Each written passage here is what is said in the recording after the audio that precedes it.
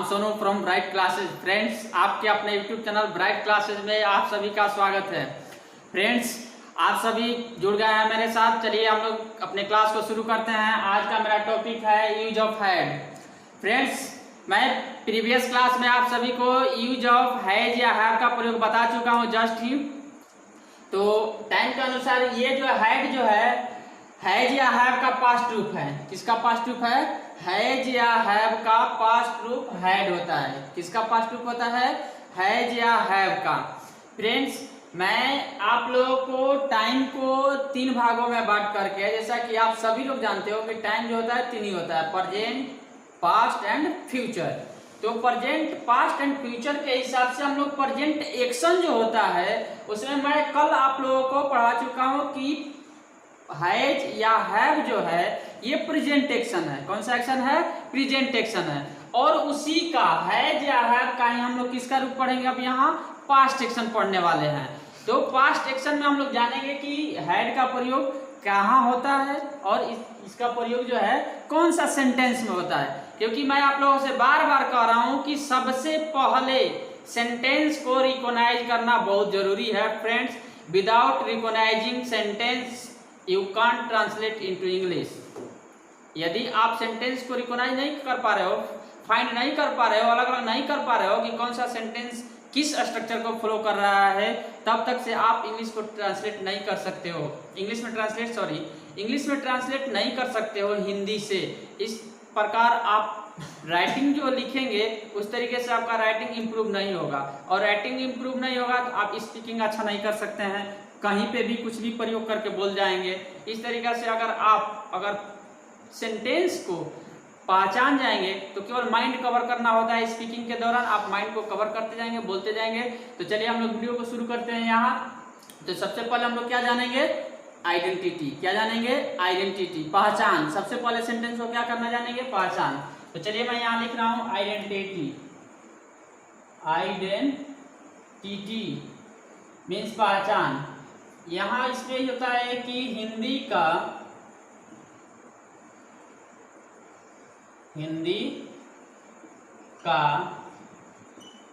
ऐसा वाक्य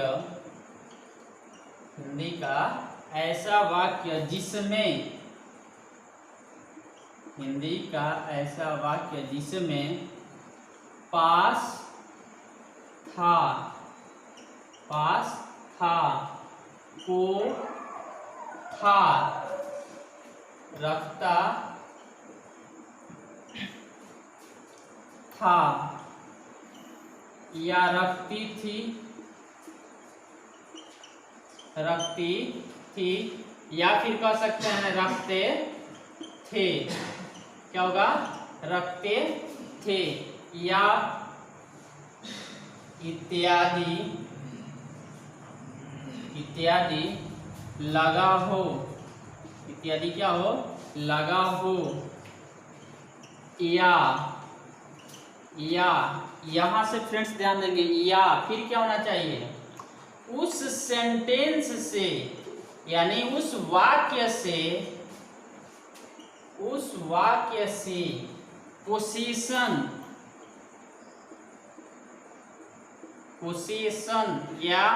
यानी कि अधिकार, किसका? अधिकार का बोध हो। आपका यह पहचान है हिंदी में। तो जब आप हिंदी से पहचान कर पाओगे कि इस स्ट्रक्चर पे बनाएंगे, यदि ये सब लगा रहेगा तो हम लोग उसमें किसका प्रयोग करेंगे? हैड का। तो चलिए मैं इसको पहले डिफाइन कर दे रहा हूँ आपको। पहले आप पढ़े थे हैज या हैव वाला में, क्या हिंदी का ऐसा वाक्य जिसमें पास है, उसमें पढ़े थे। किसमें? प्रेजेंट एक्शन में, यूज ऑफ हैज या हैव में। अगर जो स्टूडेंट प्रीवियस क्लास को नहीं देखे हैं वो जाकर के पहले यूज ऑफ हैज हैव का देखें, इसके बाद में हैड को देखिए, आपको कंफर्म समझ में आएगा। तो इसमें कह रहा है पास था, उसमें था कि पास है, इसमें पास था, एक दूसरे का वो प्रेजेंट एक्शन, ये पास्ट। ये फिर इसके बाद को था, रखता था, रखती थी, रखते थे, इत्यादि लगा हो। या उस वाक्य से पोसेशन यानी अधिकार का बोध हो। जब पास था, को था, रखता था, रखती थी नहीं लगा रहेगा और उस वाक्य से अधिकार का बोध होगा, तब उसमें भी हम लोग किसका प्रयोग करेंगे? हैड का प्रयोग करेंगे। किसका प्रयोग करेंगे? हैड का प्रयोग करेंगे। तो यहाँ मैं आपको लिख दे रहा हूँ पहले रूल टू ट्रांसलेट। अब अगर सेंटेंस को हम लोग पहचान जाएंगे तो अब यहाँ हम लोगों को आवश्यकता होता है किसका? बनाने की नियम का। तो कैसे हम लोग कौन सा स्ट्रक्चर से बनाएंगे?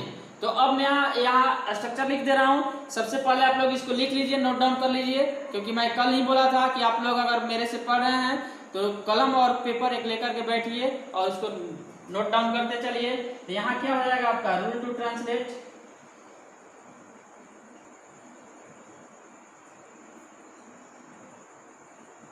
रूल टू ट्रांसलेट फ्रेंड्स, यहाँ मैं लिख रहा हूँ रूल, देखेंगे इधर सब लोग।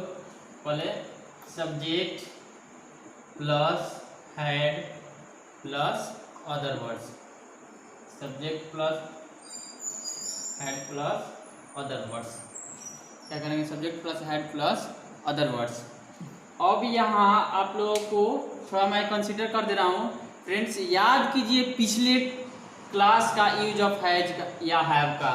यहाँ क्या था? हैज या हैव।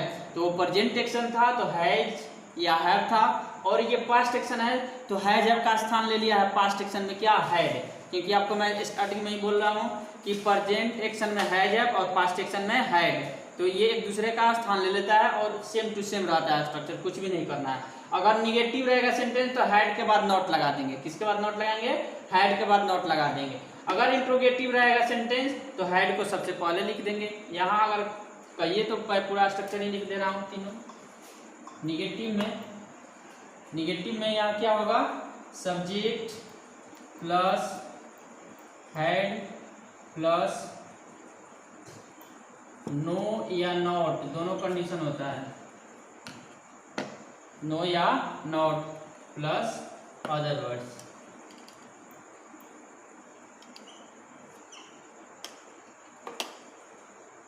इसके बाद में इंट्रोगेटिव में क्या हो जाएगा?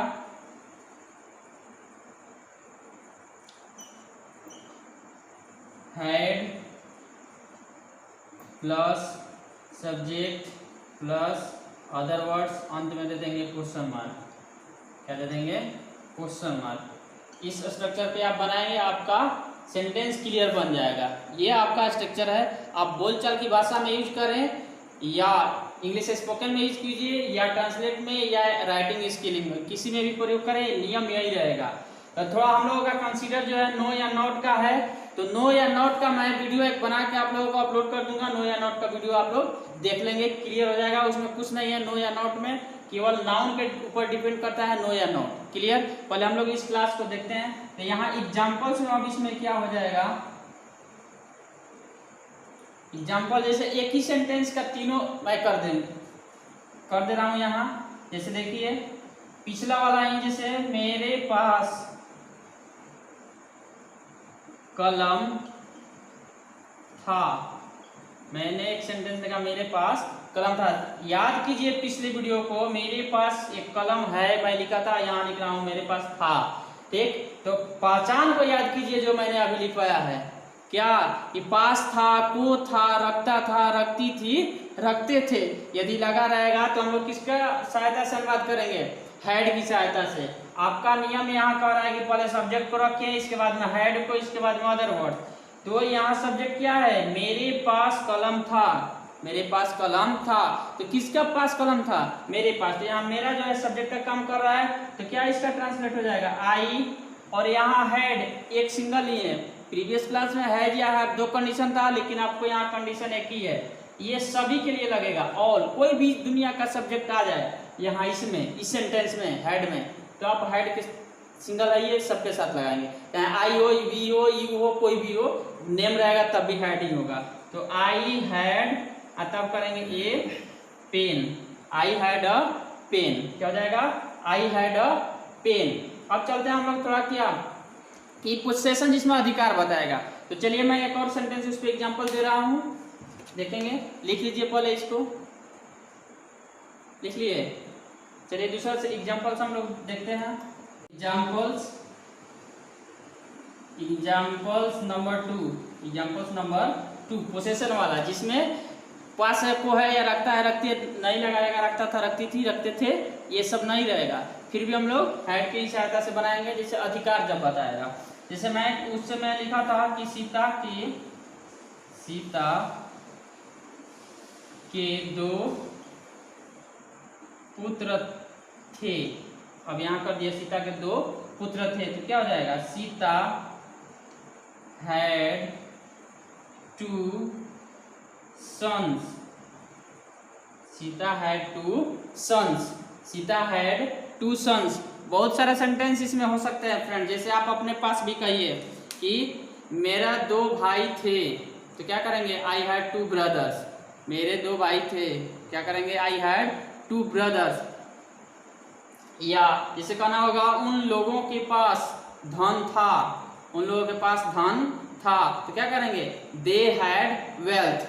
They had wealth. तो आप इस स्ट्रक्चर को नोट कीजिए और इस पे आप सेंटेंस अपने से लिखिए। जिस तरीके से मैं कल बताया था कि आप कोई भी एक सब्जेक्ट ले लीजिए और उससे सेंटेंस बनाइए। तो मैं यहाँ 3 सेंटेंस आपको लिख चुका हूँ, 3 स्ट्रक्चर, अफर्मेटिव, नेगेटिव और इंट्रोगेटिव। तो आप तीनों बनाइए। जैसे यहाँ तीनों मैं बोल दे रहा हूँ, लिख लीजिए। सीता के 2 पुत्र थे, तो नेगेटिव क्या हो जाएगा, सीता के 2 पुत्र नहीं थे। क्या हो जाएगा, नोट डाउन करते जाइए। सीता के 2 पुत्र नहीं थे, क्या हो जाएगा, सीता के 2 पुत्र नहीं थे।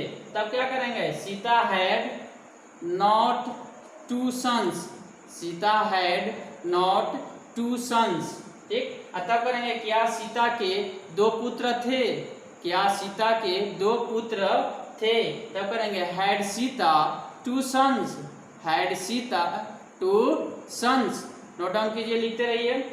अब इसके बाद में आप और भी सेंटेंस लिख सकते हैं इस स्ट्रक्चर पे। स्ट्रक्चर ही मेन है और आइडेंटिटी, 2 ही इसमें महत्वपूर्ण है। आपको मैं बार बार कह रहा हूँ कि सबसे पहला आपको सेंटेंस को रिकॉग्नाइज करना, दूसरा स्ट्रक्चर मालूम होना। अगर 2 आपके पास है तो आप दुनिया का कोई भी सेंटेंस बना सकते हैं, ट्रांसलेट कर सकते हैं, लिख सकते हैं और इस तरीके से आप अपना इंग्लिश इम्प्रूव कर सकते हैं। तो अगर वीडियो अच्छा लगा हो तो लाइक कीजिए, शेयर कीजिए और जो लोग मेरे चैनल पर न्यू हैं वो लोग जल्द से जल्द सब्सक्राइब कर लें, ताकि मेरे वीडियो का जो भी अगला मैं वीडियो अपलोड करूं तो आप तक जल्द से जल्द नोटिफिकेशन उसका पहुंच जाए।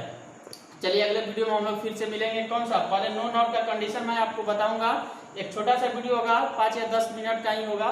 नो या नॉट का बहुत ही सुंदर सा वीडियो होगा, उसमें कुछ नहीं करना है, केवल नाउन मैं बता दूंगा, आपको तुरंत उसमें आप कवर कर लेंगे कि नो और नॉट। इसी के बाद अभी जस्ट इसी के बाद अपलोड करूंगा, इसके बाद ही आप वीडियो को देख लेंगे तुरंत। इसके बाद में आप कोई भी सेंटेंस बनाएंगे कहीं से भी आपका एकदम क्लियर हो जाएगा। आई होप कि आपको समझ में आ रहा है। चलिए, thank you very much, love you, enjoy.